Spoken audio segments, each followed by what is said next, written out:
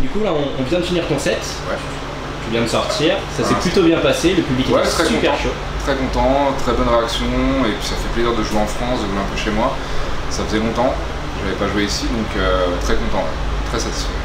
D'accord, alors du coup, nous on t'avait pas vu l'année dernière à l'EMF. Ouais. Qu'est-ce que ça fait de jouer pour une première fois à l'EMF? Tu t'y attendais Ouais, c'est un festival c'est un des plus gros festivals de France, si ce n'est le plus gros. Donc j'étais venu l'année dernière avec Snake.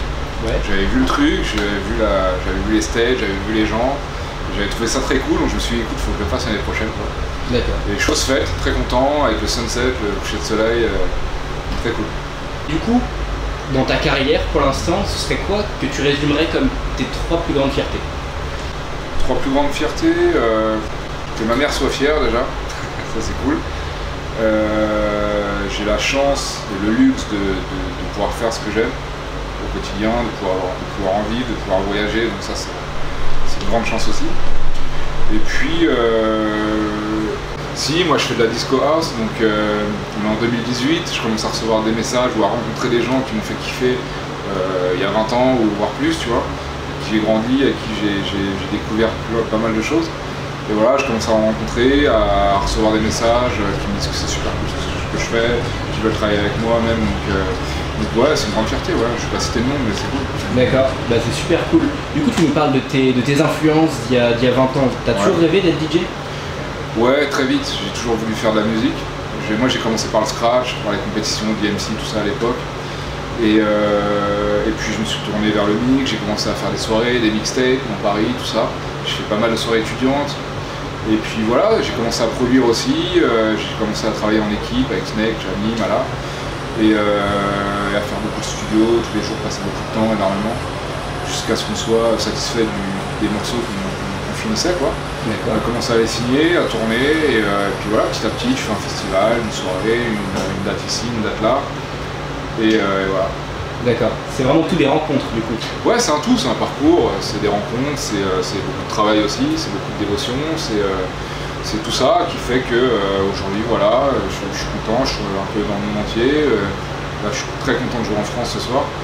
Et voilà, et de faire ce que je kiffe, quoi. Faire de la musique tous les jours, poser des idées, aller en studio, faire de la musique avec telle personne ou une autre. C'est un kiff, vraiment. D'accord. Donc tu parles de tes collaborations un peu. Quelle serait par exemple une collaboration que tu rêverais de faire?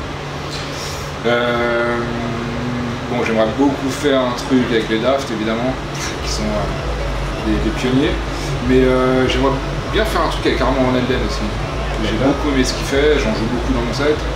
J'ai toujours kiffé ce qu'il faisait depuis son premier album, depuis vraiment les premiers bootlegs qu'il a fait à l'époque, jusqu'au projet Doxos, jusqu'au remix qu'il a fait récemment. Genre vraiment, j'ai toujours kiffé sa touche.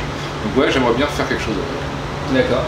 Là en ce moment, tu nous as parlé que tu faisais beaucoup de studios, que tu as fait beaucoup de studios. Est-ce que tu as un projet en cours ou est-ce que tu peux rien dévoiler? Non, pas vraiment de projet spécial en cours, mais juste continuer à faire ce que je kiffe, quoi. Donc là, j'ai fait pas mal de remix là, pour cet été. J'en ai un pour Boston Bun, là, pour son titre, qui s'appelle Spread Love, qui sort cet été, en août je crois. D'accord. Et puis non, je prépare un nouveau single pour la rentrée. Et j'ai aussi un EP plus orienté club, vraiment club, disco house, underground. Et voilà, je prépare tout ça pour la rentrée. Ok. Alors, ta carrière, tu nous as dit que ça a commencé il y a déjà longtemps, avant même que tu sois DJ. Mais selon toi, c'est à partir de quel moment que tu as passé un cap? Que tu t'es rendu compte que ça a tout changé? Bah, tu te rends compte en premier quand moi à l'époque je postais des vidéos de scratch, tu vois, sur le net, sur les forums, et j'avais un forum très connu, si vous êtes des geeks, vous avez connu d'ailleurs, peut-être un peu jeune, qui s'appelait lamercerie.biz. Ah non, pas du tout. C'était un forum, c'était le jean-marc-morandini.com des DJ, c'était tous les DJ de France, d'Europe qui allaient là-dessus. Et très orienté scratch, championnat toujours. Et voilà, donc je postais des vidéos, des démos.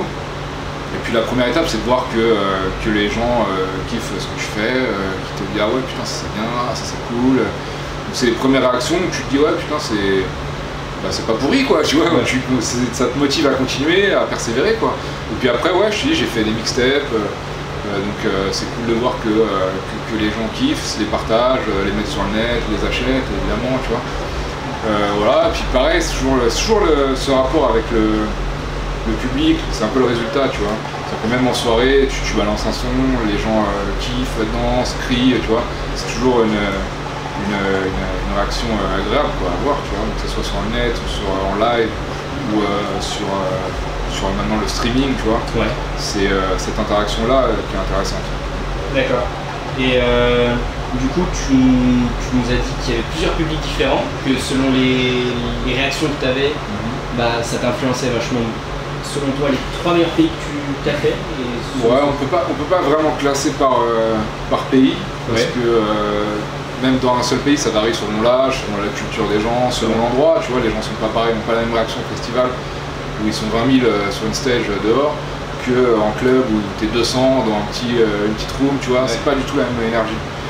Mais c'est plus ça que, en tant que DJ, quand tu travailles un set, c'est plus ça à quoi tu penses, tu vois, quand tu fais ta sélection ou dans ton rythme, quand tu joues pas pareil que si t'es en festival ou que t'es en truc. Après, selon le pays, ouais, c'est forcément pas la même culture. Si tu vas en Asie, ils ont pas du tout la même culture, par exemple. Si tu vas en France, c'est encore différent. Si tu vas aux États-Unis, c'est un peu plus urbain, c'est encore différent. Donc, mais tout est intéressant en fait. Tout est intéressant et c'est ça le truc, c'est que il va falloir toi en tant que DJ que tu trouves la pièce qui marche, quoi, tu vois, et que tu trouves le fil avec eux, le fil conducteur, tu vois. Donc c'est ça qui est intéressant, quoi. C'est ça qui est bien quand tu voyages, tu vois plein de trucs différents, plein de cultures différentes. Tu t'adaptes vraiment. Ouais, je prends l'inspiration. Je m'adapte, c'est un grand mot, mais je joue avec eux, quoi. Tu vois, je vais pas changer tout mon set parce que j'ai joué à tel endroit ou quoi. Moi, je vais faire mon truc. Je suis là pour leur montrer ce que je fais, tu vois, mes morceaux, mon style et tout ça. Mais forcément, le but c'est de jouer avec eux, de trouver leur truc et de les capter, tu vois. Une fois que tu les as, après, tu les emmènes où tu veux. D'accord. Nous, on a vu du côté public ton set. Est-ce que tu penses que de ton côté, le public a réussi à capter ce que tu voulais leur montrer? Ah ouais, je pense, ouais, clairement. À l'EMF, à la hauteur de tes attentes? Ouais, je suis très content, parce que j'ai vu qu'il y avait beaucoup de fans, il y avait beaucoup de fans PMF, pardon, il y avait beaucoup de drapeaux, tout ça. Et puis ouais, tu vois les réactions, quoi. Tu vois que quand tu drops un truc, tu vois que ça bouge, ça saute, ça tape des mains, ils suivent direct, tu fais le moindre mouvement, ils te suivent, il y a un break, ça t'applaudit, tu vois. Donc forcément, ça fait très plaisir, c'est sûr. D'accord. Tu penses qu'on te retrouvera du coup à l'EMF l'année prochaine ou les prochaines années? Avec grand plaisir. D'accord. Bah merci beaucoup alors merci à vous, les gars. de nous avoir accordé cette interview. Merci.